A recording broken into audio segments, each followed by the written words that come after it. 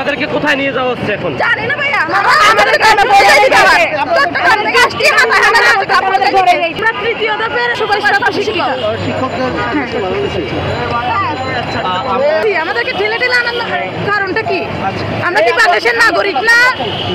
আমরা কি বাংলাদেশের নাগরিক না? আমাদেরকে ঠেলে ঠেলে আমাদেরকে এগিয়ে দাও। পুলিশ কি এভাবে আমাকে স্যান্ডেল ছাড়া জুতা ছাড়া এই অবস্থায় আমি চট্টগ্রাম যাবো কিভাবে? ভাই জীবনে এখানে আসি নাই, প্রথম চট্টগ্রাম থেকে ঢাকায় আসছি আর নিজেদের অধিকার আদায়ের জন্য। আমাদের দাবিটা তো আমাদের সবাই বললোই বা কেন, আবার বাতিল বা করলো কেন? আমাদের সেখানে কত করলো? একদম করে বলেন। এই সরকারে 180টা আন্দোলন হয়েছে, সব যৌক্তিক আন্দোলন মেনে নিচ্ছে। আমাদের আমাদের যৌক্তিক আন্দোলনটা কেন মেনে নিচ্ছে না? হাসার কোনো কিছু হয়েছে? পুলিশ হাসে কেন? আমাদের আন্দোলনে কি হাসার মতো কিছু হয়েছে? আমাদেরকে মেয়েরাই শিক্ষক এই অবস্থায় আছে। শিক্ষক প্রাইমারি স্কুল না বললে ওরা টিচারদেরকে সংস্কার করতে পারে না আমাদের দেশ।